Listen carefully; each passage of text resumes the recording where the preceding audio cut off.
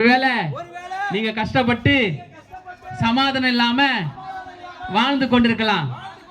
எனக்கு இதே பிரச்சனை தான், நீங்க இதே மாதிரி கத்தின்னு தான் இருக்கிறீங்க, என் வாழ்க்கை மாறல, நானும் இங்க வந்து தான் இருக்கிறேன், மாறல அப்படி நீங்க நம்பிக்கொண்டிருக்கலாம்.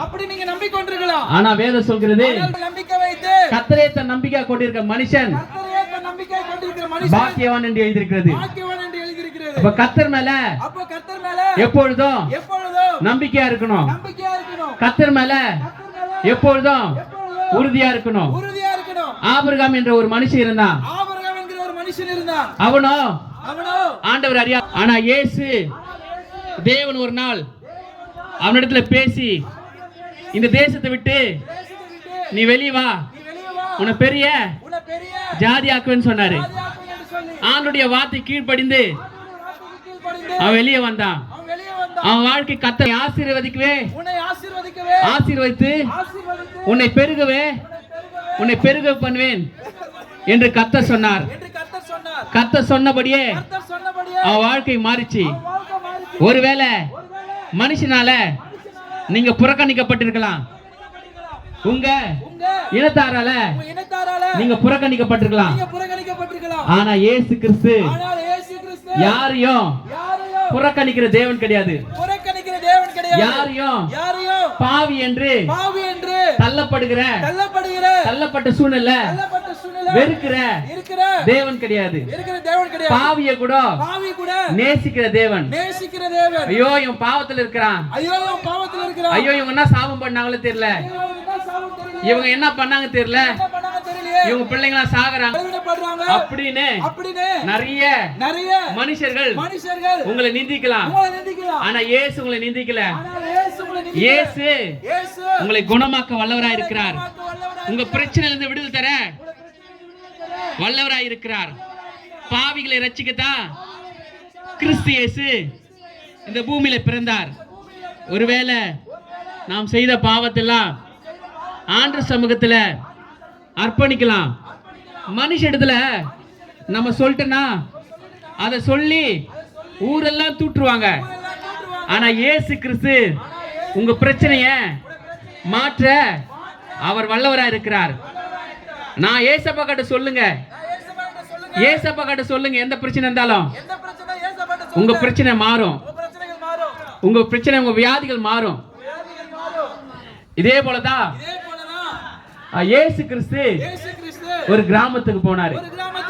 அந்த கிராமத்துக்கு போகும்போது சீஷருடைய பேதுருடைய மாமி ஜுரமா கிடந்தாங்க.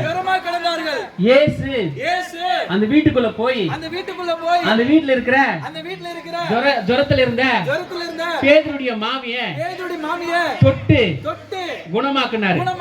ஒருவேளை நீங்க பலவீனப்பட்டிருக்கலாம், நீங்க பலவீனப்பட்டு படுத்த படுக்கையா இருக்கலாம், இல்ல கை கால உடைஞ்சி இப்படியாப்பட்ட சூழ்நிலை இருக்கலாம், இல்ல சொல்ல முடியாத வியாதியில இருக்கலாம். ஆனா இயேசு கிறிஸ்து வியாதி குணமாக்க வல்லவராய் இருக்கிறார்.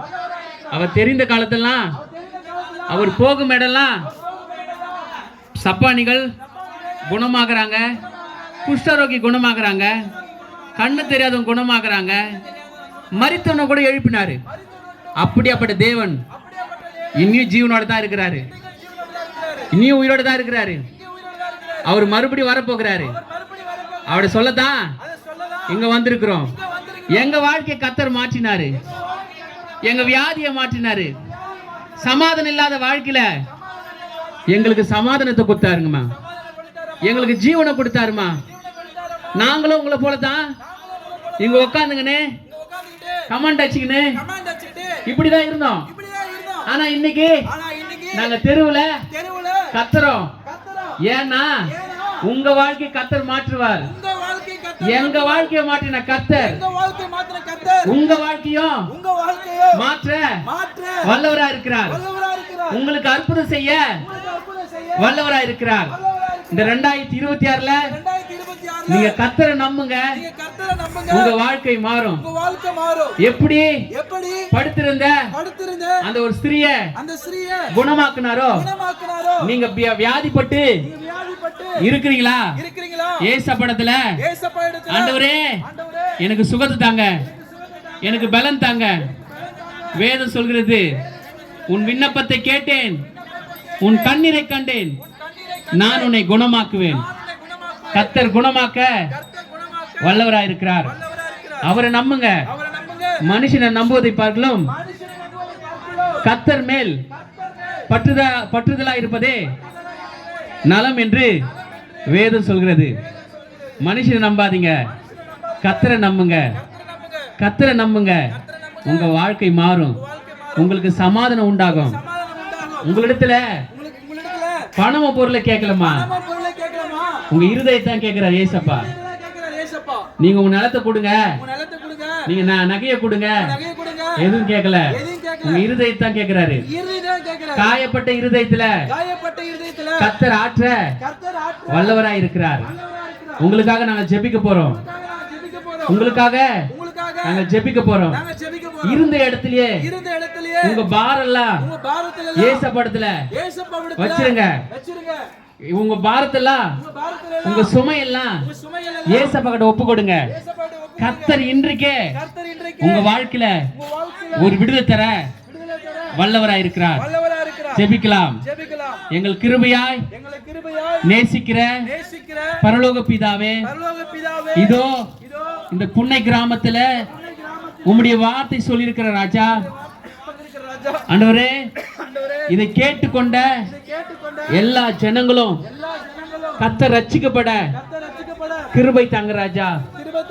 இருள் இருக்கிற ஜனங்கள் பெரிய வெளிச்சத்தை கண்டார்கள் என்று வேதம் சொல்கிறதே.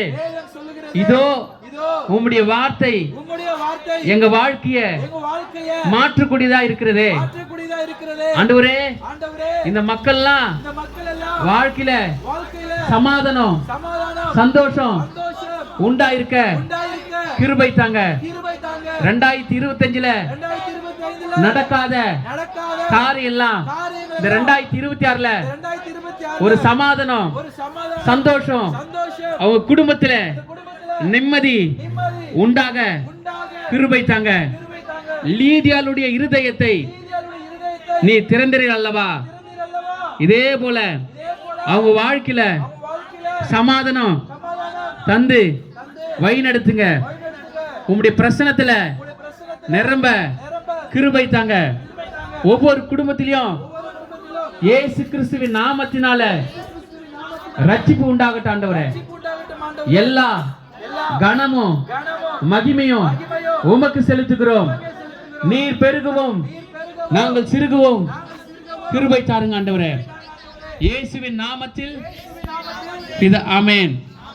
அல்லேலூயா. அம்மா நீங்க நல்லா இருப்பீங்க, உங்க வாழ்க்கை மாறும், உங்களுக்கு சமாதானம் உண்டாகட்டும்.